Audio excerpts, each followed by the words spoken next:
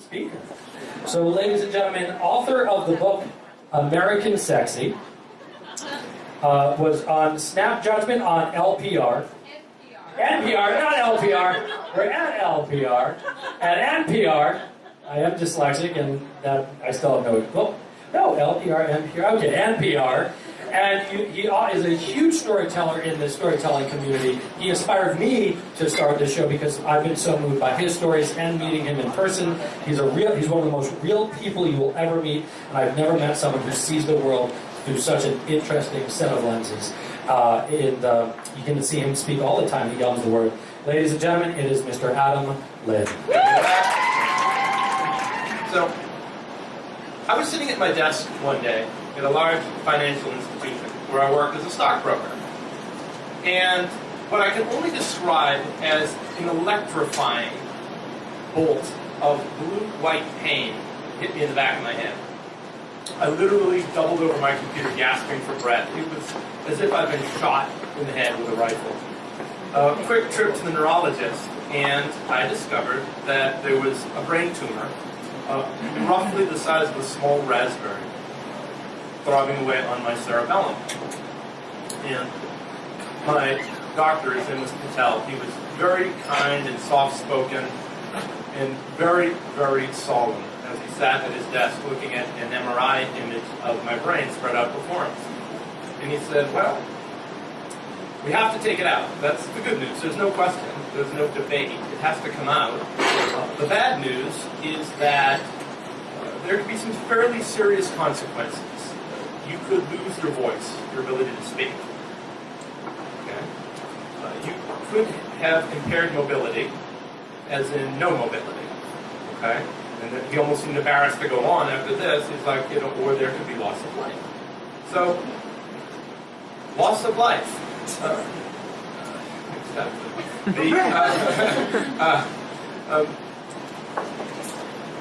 I had always secretly harbored the dream of becoming a writer, but I was never specifically a screenwriter. And there's nothing like a reminder of your own mortality to kick you in the ass. I underwent the surgery, and fortunately came through on the other side without any of the side effects that Dr. Patel had told me about. But now I had a new sense of urgency. The writing couldn't be a dream anymore. This had to be something that I did right now. So I quit my job. I moved to New York. I enrolled at NYU in their screenwriting program. And I learned about creating sharp dialogue and story structure, all of the important things for writing a script. I even sat down and wrote a feature script about the adventures of a blind male prostitute called Anonymous Sex. And I felt great. I was fearful.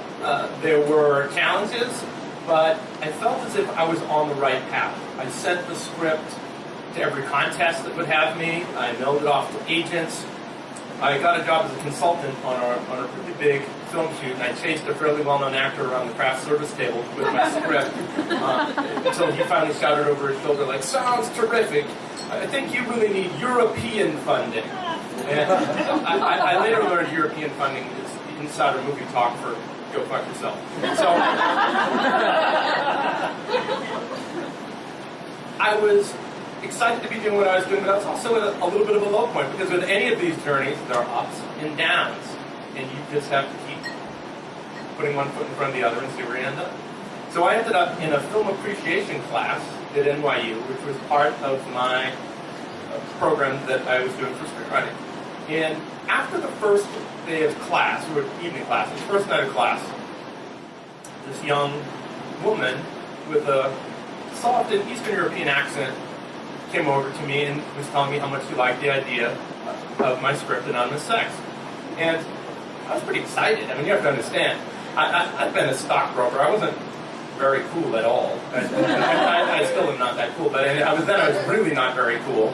My only nod to indie film lifestyle was I'd grown a really big bushy beard, pre-big bushy beard popularity. And rather than making me look cool, it made me look more biblical. In in different parts of Brooklyn, I've been mistaken as a Mormon and as Amish. And so I wasn't used to having cool European women come up and talk to me after class. And in fact, next thing I know, I'm getting in her car. She's giving me a ride back to Brooklyn. She's got a little Volkswagen sports coupe, and she lights up a cigarette and puts some music on and does an illegal U-turn out from in front of the school. I'm like, oh, this is pretty cool. And she's, again, just very excited about my script, wants to talk about it. And as we drive through Brooklyn, she's like, oh, what are your plans? What are you doing tonight? I'm like, oh, tonight? It's going to be like 9:45, 10 o'clock. Gosh, I'm going to go home and do a little reading at this end.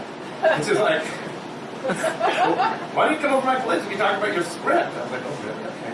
So then I'm in her place in Borum Hill, and she's got a small apartment, but really, compared to the two dingy rooms I was living in halfway to Coney Island, like really very nice. So when I walked in, I could immediately tell how plush it was. She had a huge king-size bed and a plasma TV and framed movie photos, an old-fashioned movie camera on a tripod that looked old and very, very expensive.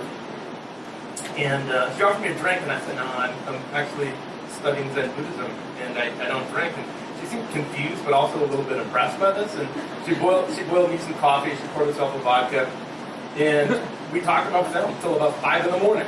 I mean, we became fast friends. Her name was Katya, by the way, but everyone called her Kat. So Kat and I became great friends. And in this film appreciation class, there was a lot of what we call close watching. We would watch films like Rear Window and Glengarry Glen Ross and Mulholland Drive. And she and I would be at her place, and it would take us hours to watch the film because we would stop every minute. And she'd say, okay, we've got a two-shot here with two faces in the frame, and this is what it looks like. And we would talk a lot about this stuff. And it's rare in your life that you meet someone, especially the older you get, you really feel a spiritual connection with, or just your minds and hearts move at the same pace. And Kat and I just had that going on. And one day, after we'd been friends for about a month, she said, so what are you really doing with this script? You're not doing anything with this script. You're running up and down New York with a pile of papers. This is shit. This is nothing. You need to make your own film. There's a calling card, at least a short. I said, Kat, you gotta be kidding me. I mean, writing a script is one thing, but I'm gonna direct a film? I mean, okay, let's start with all the reasons that this is the wrong idea. First of all, I don't know how. That's pretty bad. And second of all, I know it costs quite a bit of money. I mean, like $15,000, $20,000 minimum to shoot a short, which I don't have. And I can't see, Kat. I mean, so you really so I love you, and I think it's great you want me to become a director, but I can't. And she's like, lights a cigarette and sighs. And puts her head in her hands like, I thought you were different. I thought you had, she uses this Russian word that gets by me. I'm like, what's that? She's like, I thought you had balls. You have no balls. You are a pussy. I'm like, what? A pussy? Yeah. All right, pussy. You can do this. I said, okay, Kat, putting aside the fact I don't know how to do it and I can't see, you can't get around the fact I don't have the money. She gets up off the bed, she goes over to the chest of drawers, takes out an envelope, throws it in my lap. I'm like, what's this? She goes, put your hands inside. I put my hands inside. There's a stack of money about this thick. And I'm like, okay. She's like, that's $6,000. I get that every month. We use that, we make your movie. I'm like, oh my God, I have my European funding.